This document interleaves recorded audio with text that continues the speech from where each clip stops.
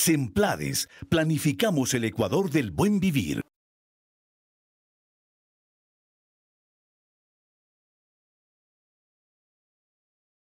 Le doy la palabra a Ana María Larrea.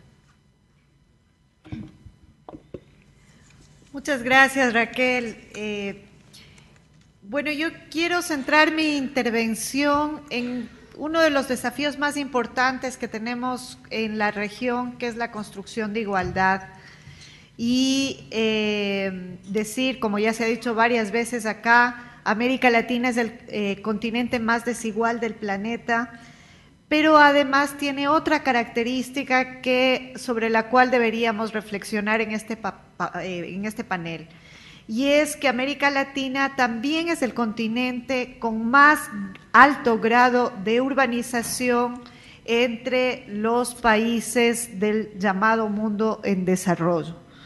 Y cuando hablamos de desigualdad, una de las dimensiones importantes que no siempre es tomada en cuenta es el tema de la desigualdad territorial. La asimetría que tienen los territorios, las asimetrías, las múltiples asimetrías que tienen los territorios dentro de un mismo país y que generan procesos enormes, importantísimos de exclusión social.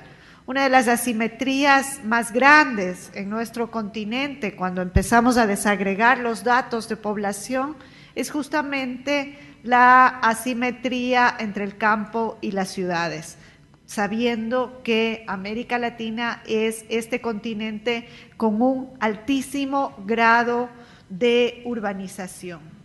Entonces, en el momento de construir la igualdad, el territorio cuenta.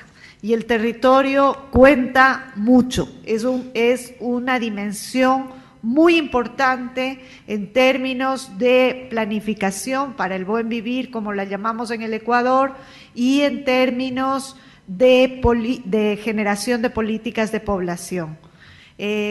Toda actividad humana la hacemos en algún lugar, en un espacio físico, que es el territorio. Entonces, poder construir políticas de igualdad territorial es uno de los desafíos más importantes que tenemos en el continente ahora. Más aún cuando vemos que el tipo de crecimiento poblacional que ha tenido América Latina ha sido un crecimiento muy centralista y muy concentrador de poblaciones en ciertos territorios. Demos solamente algunos datos de los países que mejor expresan esto que estoy diciendo. El Perú, su capital Lima, concentra el 30% de toda la población del Perú. Buenos Aires concentra el 40% de toda la población argentina. Montevideo, ahora que estamos acá, concentra el 40% de toda la población del Uruguay. Entonces, esto implica que podamos mirar el territorio, que podamos mirar qué pasa con esas poblaciones que viven con niveles de concentración tan fuerte, qué pasa con esos países donde tenemos un desarrollo territorial muy desigual, que generan círculos viciosos, porque tenemos asentamientos humanos con altísimo poder, con mucha capacidad de presión hacia los gobiernos nacionales para la dotación de servicios, para una serie de cosas, y esto va generando que concentremos los servicios solamente en limitados espacios territoriales. Y a la vez que eso provoca que los territorios que no tienen estos servicios terminen convirtiéndose en territorios expulsores de población. Territorios donde a la gente ya no le interesa vivir, porque no tiene acceso a educación, porque no tiene acceso a servicios de salud de calidad, porque cada que necesita algo debe ir a las grandes ciudades, que son las únicas que le pueden dotar de esos servicios.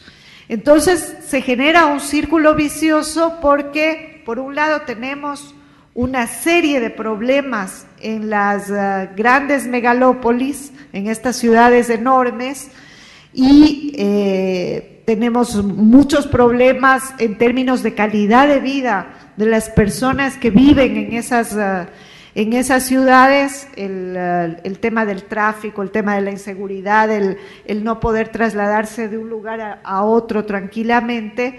Y por otro lado tenemos territorios enteros condenados a la desaparición, o sea, territorios en vías de extinción desde la perspectiva poblacional, territorios que no ofrecen ninguna bondad para la gente que los habita y que terminan expulsando a la gente de estos lugares.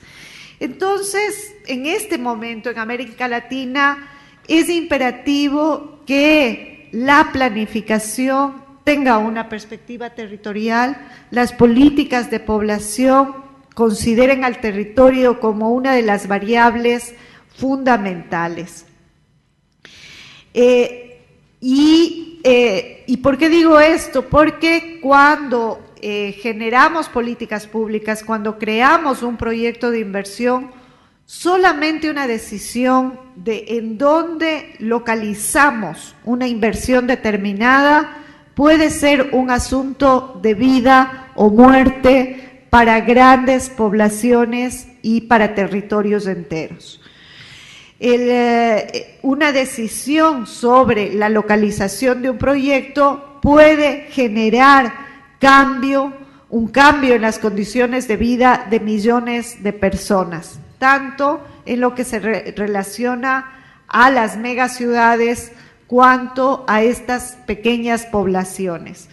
En el Ecuador, el territorio cuenta, la planificación nacional se hace desde una perspectiva territorial y estamos cambiando el territorio del país, estamos cambiando esa calidad de vida de estas grandes poblaciones. Y yo quería poner un ejemplo aquí de un proyecto que es uno de los proyectos emblemáticos más importante que tiene el Ecuador ahora, que es la ciudad del conocimiento, Yachay en idioma quichua.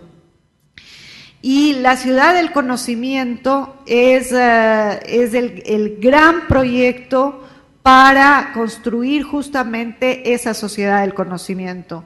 Va a ser la primera ciudad planificada del Ecuador y hemos escogido hacerla en un territorio rural, en un lugar donde sabemos que solamente la implantación de este proyecto, la generación de la ciudad del conocimiento, va a provocar un dinamismo en toda esa zona de planificación, en todo ese conjunto de provincias y sobre todo en la provincia de Imbabura, que es donde está localizado el proyecto.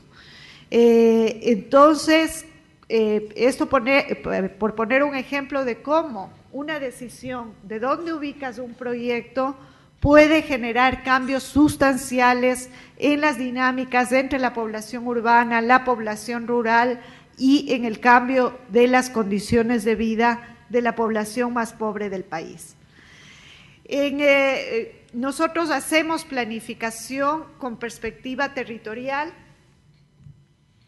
y quería enseñarles algunas de las cosas que estamos haciendo que podrían permitir alimentar esta agenda de población y desarrollo que ha trabajado la CEPAL. Aquí en este mapa ustedes tienen la distribución poblacional del Ecuador. Los círculos más grandes son las ciudades o el conjunto de ciudades que mayor población tienen y los más pequeños los de menor población. Si nosotros seguimos con la tendencia, con la distribución poblacional tendencial, en el 2025 tendremos este mapa con dos grandes ciudades que concentran prácticamente, que pasarán a concentrar prácticamente la mitad de la población nacional, que son Quito y Guayaquil. Con la estrategia territorial que hemos desarrollado, la idea es llegar al 2025 con este mapa. Y lo vuelvo a pasar para que se vea la diferencia. Acá, ¿qué es lo que estamos proponiendo? Estamos proponiendo un fortalecimiento de las ciudades intermedias, el poder llegar a una estructura territorial equilibrada, de manera que en todos los asentamientos humanos podamos alcanzar el buen vivir y que tengamos y contemos con calidad de vida.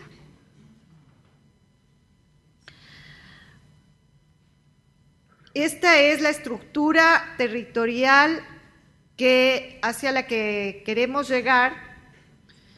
Y ahí, ¿qué es lo que hacemos? Quitamos, a través de una serie de estrategias,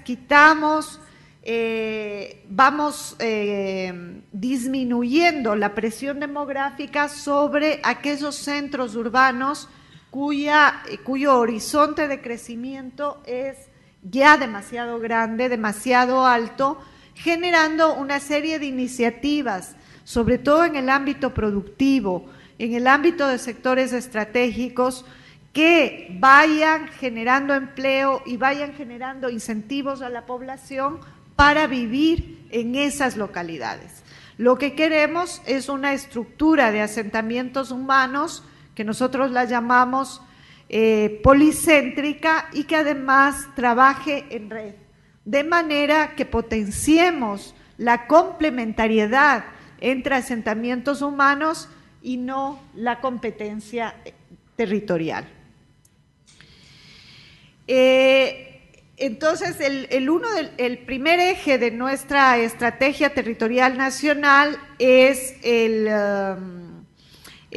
análisis de los asentamientos humanos y la construcción de esta red equilibrada de asentamientos humanos. La segunda entrada con la que hemos trabajado el tema de la planificación territorial es la entrada del cierre de brechas. Más allá del tamaño de los centros humanos, de los asentamientos humanos, lo que nos interesa es la calidad de vida de las personas en esos asentamientos humanos. Y en el nuevo Plan Nacional para el Buen Vivir hemos establecido cómo vamos a cerrar las brechas año por año en cada uno de los territorios del país.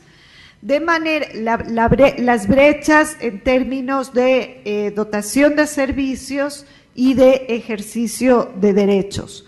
Entonces, ustedes en esta lámina pueden ver tres mapas. El primero es un mapa con un verde más claro. Ahí vemos, mientras más claro es el mapa, mayores brechas hay. Y vemos cómo al 2017, que es el periodo en el que termina el plan, tenemos ya casi todo el territorio en verde oscuro. Es decir, hemos logrado este cierre de brechas en términos de servicios de atención en casi todo el territorio nacional, y esto además está costeado, o sea, lo tenemos costeado año por año y sabemos en cada año cuánto vamos a invertir dentro del Plan Nacional para el Buen Vivir. Esta inversión en los 4 años supone un monto de 9.400 millones de dólares. Hemos generado también un índice social territorial, y esto es muy útil para la planificación territorial. Ustedes en esta lámina ven tres mapas. El primero, creo que tenía, este está más visible. El primero del año 1990 y el segundo del año 2010. Esta información la trabajamos en base a los censos de población y vivienda, por eso está presentada por décadas. Para construir este índice social territorial hemos conjugado 19 variables, 19 indicadores en salud, educación, empleo, vivienda y pobreza. Y en el mapa del 90 vemos cuál era la situación del país en ese año. Los colores más rojos implican que el territorio está en peores condiciones, tiene un índice social, territorial muy bajo. Mientras que en verde tenemos ya territorios con buenas condiciones de vida. Y ustedes pueden ver el cambio impresionante que se ha dado en el país en los últimos 20 años, ¿no? De un mapa casi totalmente en rojo, pasamos a un mapa donde prima el color verde y donde tenemos calidad de vida ya en amplios territorios del país. Vemos que son apenas unos puntos sobre los que tenemos que trabajar mucho más. Pero la planificación territorial, como bien lo decía Raquel, también implica la planificación física del territorio y ver el tema de la sustentabilidad ambiental, de qué requieren los territorios desde una perspectiva física. Y esto para nosotros es muy útil porque podemos ver dónde debemos generar procesos de conservación de la naturaleza, dónde podemos generar proyectos estratégicos y dónde no, porque nos van a alterar todo el ecosistema y eso va a generar problemas en términos de la calidad de vida de los habitantes de esos territorios. Acá nosotros tenemos muy claro, por ejemplo, el tema del agua, cómo debemos proteger el ecosistema del páramo para poder asegurar la soberanía alimentaria, poder asegurar también el desempeño de los proyectos estratégicos hidroeléctricos, etcétera. Entonces vemos cómo todo está conectado, como una decisión en términos poblacionales tiene unas consecuencias físicas y además nos genera unas consecuencias también sociales. El tema de riesgos, que lo topaba Raquel muy bien, para nosotros ha sido una prioridad de la política pública.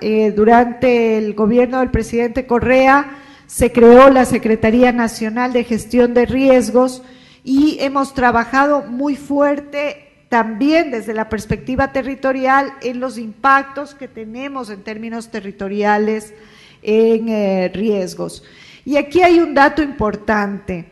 Nosotros sufrimos en la costa ecuatoriana periódicamente de inundaciones y tuvimos un invierno muy fuerte en el año 2008 que fue catalogado como uno de los peores inviernos que habíamos tenido en el país.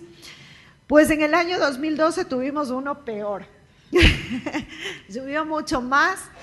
Y pudimos medir el impacto de la inversión en riesgos justamente haciendo una valoración de cuánto habíamos perdido por las inundaciones y cuánto pudimos haber perdido si el nivel de lluvias era similar o superior.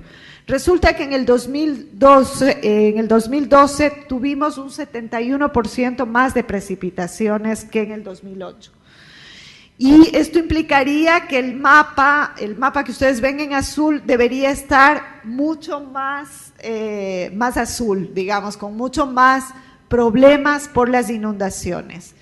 Teniendo un 71% más de precipitaciones, tuvimos mucho menos hectáreas afectadas por este fenómeno natural y de 184,000 hectáreas a 222,000 hectáreas y logramos sacar un costeo de esto.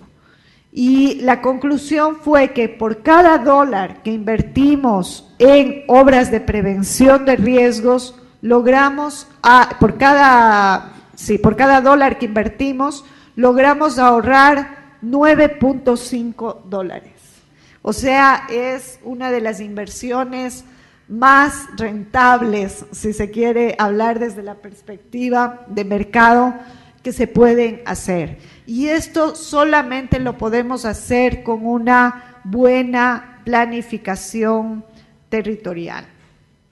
Con eso yo quisiera concluir subrayando nuevamente la importancia de invertir en el territorio, de pensar en el territorio, de construir igualdad territorial y de que la inversión pública esté territorializada. Nosotros hemos hecho un esfuerzo muy grande. Ahora la inversión pública en el Ecuador se prioriza también desde los territorios y esto supone todo un cambio de mentalidades y de cultura política. Romper estas relaciones centralistas de poder, acabar con el centralismo y sobre todo articular los distintos niveles de gobierno, el trabajo del gobierno central y el trabajo de los gobiernos descentralizados. Muchas gracias.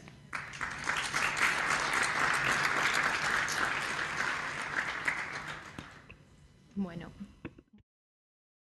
Semplades, planificamos el Ecuador del buen vivir.